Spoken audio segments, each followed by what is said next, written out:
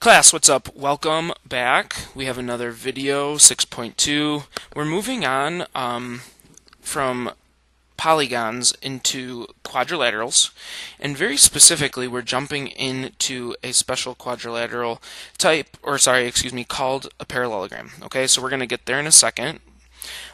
We know that any polygon with four sides is a quadrilateral. Okay.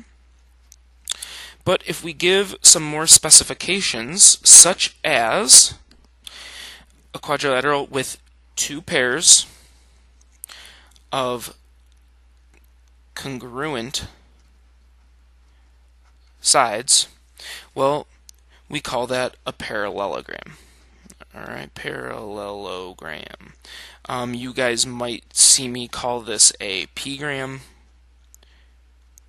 You might see me use the symbol parallelogram. All right, so those are things that we need to be on the lookout for. There isn't a great picture here like the rest of the page, so I'm going to draw one.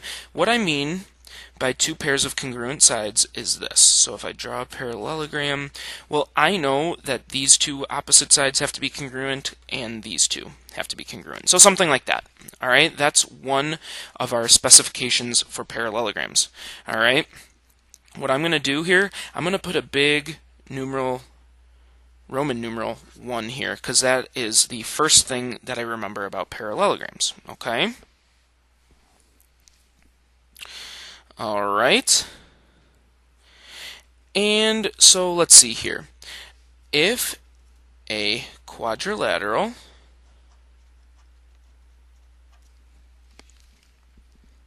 is a parallelogram, well, then there's more things that we know. There's four more things that we know, actually, and we're going to talk about them now. Then its opposite sides are parallel. All right, so we know that if we have a parallelogram, well, then the opposite sides have to be parallel. So we could say BC is parallel to AD, or I could say AB is parallel to DC.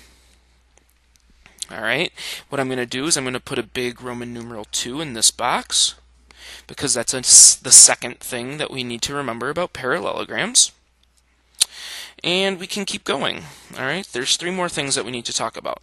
So if a quadrilateral is a parallelogram, we also know that the opposite angles are congruent. Okay, the opposite angles are congruent. So that means angle A with angle C, so angle A is congruent to angle C, and angle B is congruent to angle D. And just like before, I'm going to put a big Roman numeral 3. Well, 3. Okay, that's the third property that we know. Two more. Okay, if a quadrilateral is a parallelogram, then its consecutive angles are supplementary. Okay, now this is a goofy one. These last two are a little bit out of the box. Okay, so you need to be able to think and understand what I mean by this word consecutive. I just mean that if I'm starting with angle A, well, a consecutive angle with A is either B, because it's the next angle, or D, because D is also right next to A. All right, so that means that we can actually say four things. We can say measure of angle A plus measure of angle B equals 180 degrees, right? A plus B, these are consecutive angles, so they have to be supplementary, or they have to add to 180. Well, let's keep going. We also know then that measure of angle B plus measure of angle C is equal to 180. Or C and D, so measure of angle C plus measure of angle D is equal to 180. And then finally, we could say that D and A, so measure of angle D plus measure of angle A is equal to 180 degrees. Okay? So again, this idea of consecutive angles just means the angle directly next to the last angle that you were talking about. So I'll put my Roman numeral 4 here, and now we're on to our last property. This one, while it's a little different, I think is a little easier than number 4. All right, so now if we have a quadrilateral that is a Pegram, then its diagonals bisect each other. Very important, okay? If we have a Pegram, the diagonals bisect each other. So on this picture, I'm going to put and say, well, if BD is one diagonal, well, it's being bisected. So here and here, I'd put tick marks, as well as here and here. Which means I can then say that BZ is congruent to ZD, or AZ is congruent to ZC. Let me put Z, there we go. Alright, so again, when you have a parallelogram, the diagonals will always bisect each other, and that is my 5th Roman numeral. Alright, so guys, right now I need you to understand. You need to understand these properties. We're going to keep working on these, but I'm not going to give you a list on a quiz or a test. You need to know that there's 2 pairs of congruent sides, and there's 2 pairs of parallel sides, and opposite angles are congruent, and consecutive angles are supplementary, etc., etc., etc. Okay? Okay. Now, we'll get into some practice problems. All right. Well, let's think here. I am looking at this picture. Sorry. You are not looking at the same picture as me. Now we're looking at the same picture. Number 1. We're told that we have parallelograms, so that's good. Now we need to figure out angle x, or sorry, the measure of x and the measure of y. So let's think here. How would I relate this known value, this 125, with this unknown value? Well, I think I would say that these 2 angles are consecutive angles. So I know that these 2 angles must be supplementary. So I could set up the equation x plus 125 equals 180. And then I would subtract 125 and I'd get x is equal to 55. So I'd put 55 for x. Now y, hopefully we think y is even easier. You could do it a couple of ways actually. Now that we have x, you could say x and y are consecutive, so they're supplementary. Or if we go back and we look at Roman numeral 3, what do we know about opposite angles? Opposite angles are congruent. So we could just say that y is 125. It has to be the exact same as the angle across from it. So if I were to go with justifications, I would say if Pegram, then let's say consecutive angles sup, and that would be my first justification. My second justification would be if parallelogram, then op angles congruent. All right, and actually let me just say this is for x and this is for y. Hopefully that makes sense. Again, if these are consecutive angles, they have to be supplementary. If these are opposite angles, they must be congruent. All right, let's move on to something like number 2, and it looks like we have some diagonals, and we know from Roman numeral 5 that diagonals are bisected. So what equation can we say, or what markings could we even make on this picture that might help? Well, I could say boom, boom, single and single. Then maybe go double and double, and that should help us write some equations. I should be able to now say, well, if we want to get x, let's work over here. So 3x minus 1 has to equal 14, right? This piece must equal this piece. The double must equal the double. Sorry, double tick must equal double tick. So when I solve, 3x equals 15 or x equals 5. Beautiful. And what's our next equation? I would say 16, this piece, equals this piece. 4y plus 4. And when I move the 4 over, I get 12 is equal to 4y, or y equals 3. Now both of these justifications I would say are the same. For both of them we used number 5. And it says, if parallelogram, then diagonals bisect each other. All right, keep my hand out of there for a little bit, and hopefully that makes sense. Okay. Let's take a look at something like number 3. All right, number 3 is a little different. We don't have diagonals. We're working with side lengths. Well, what do we know about the opposite sides of a parallelogram? This looks like Roman numeral 1, I think. We know that opposite sides must be congruent. All right, so we can set up two equations. I can say 5 equals 2x plus 1, right? Because if I make tick mark and tick mark, then I would set those two values equal to each other. I know my other equation. I'm just going to tick it now so I know. So I'm just going to write 5y minus 3 equals 12. And then we just have to solve both of these equations.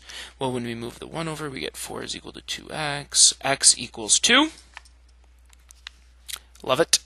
And when we move the 3 over, 5y equals 15, y equals 3. And let's just check. 15 minus 3. Perfect. They all work. They both check. So the last thing we would do is we would write our justification. And we know that if parallelogram, then op sides congruent.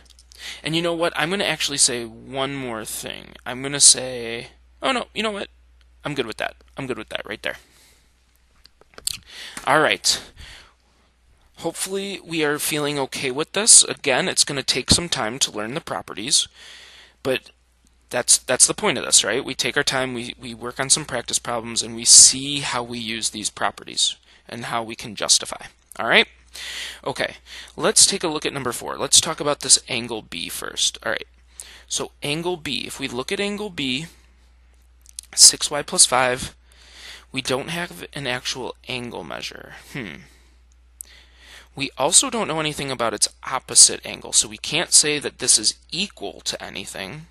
But what do we have? Ooh, we have angle A, and what's true about angle A and angle B?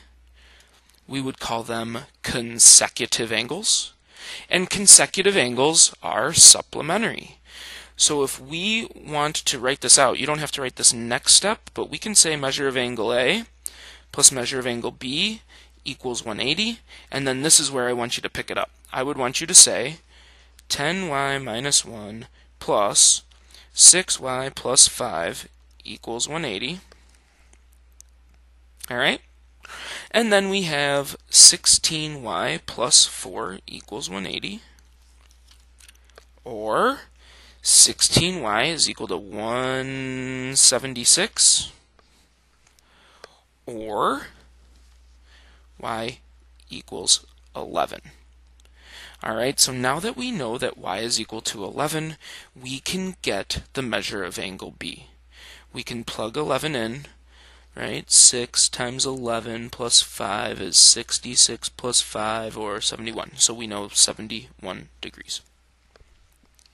All right? Hopefully that's making sense. Again, the whole key to this part of the problem is that they're consecutive angles, and consecutive angles are supplementary. All right, I'm going to go ahead and I'm going to write my justification because I think this justification spot is for this part. And so I would say if parallelogram, then consecutive angles sup. And now we're on to the next part. Let's take a look. AD. Well, okay, we have AD is 7x, has a length of 7x. Ooh, and we have the opposite length, or the opposite side is 5x plus 19. So I would say we could set up an equation because we know that this side must be congruent to this side.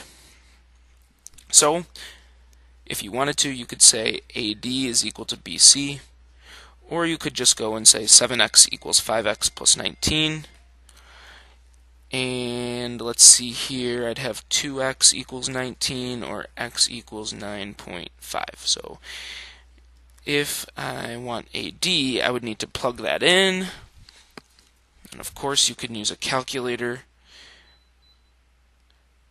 7 times 9.5.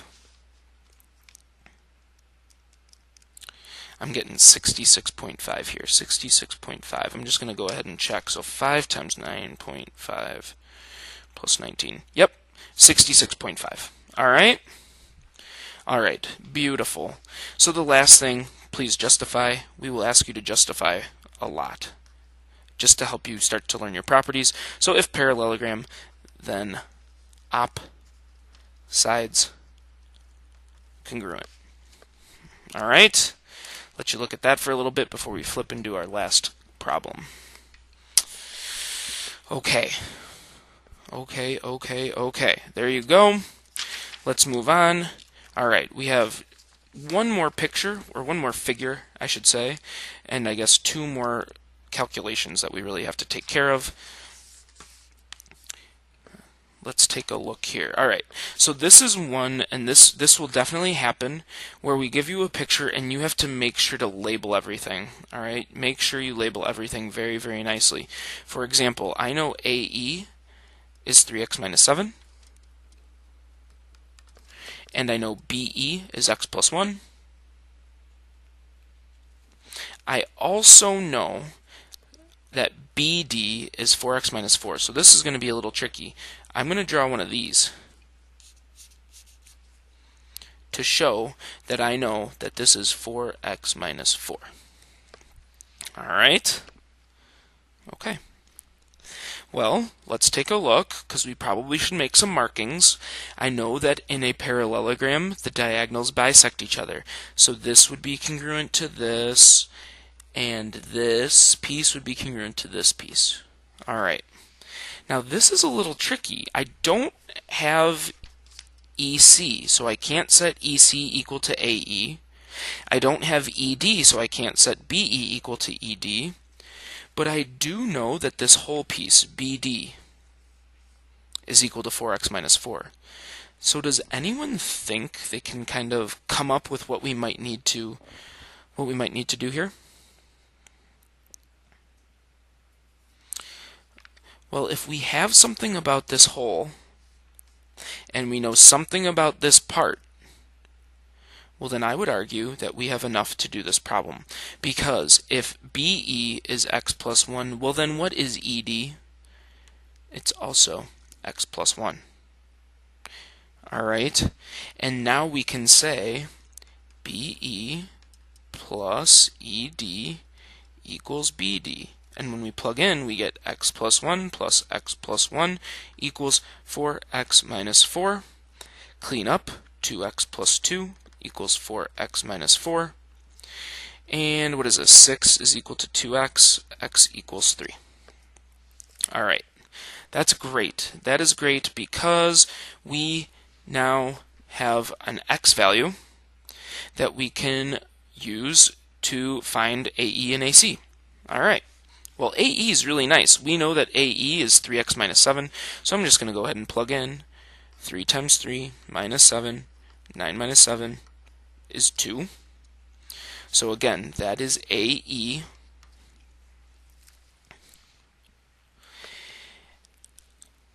For AC, I need you to understand actually kind of something that we already hopefully understood from this other diagonal. If we know that this half, or this part, AE, is 3x minus 7, well, we know that EC is also 3x minus 7. And what's great is we actually already know that 3x minus 7 is 2, because AE is 2. So what I would say is AE plus EC is equal to AC. And then, guys, it's as easy as this. 2 plus 2 is equal to AC, or AC equals 4. And I write that in. All right, now I'm not going to have to justify twice. I think I just have one justification. The only thing and only concept that we really used here was diagonals that are bisecting each other. So I would just say if parallelogram, then diagonals bisect each other. Okay, so that's a pretty good introduction to these problems that you're going to be seeing in the near future on parallelograms. You really need to start trying to practice learning your properties. Again, I'm telling you, we're going to give you lots of time, but I'm not giving you like a cheat sheet on a quiz or a test. So this is something that you need to learn and start to memorize as we practice more and more. All right?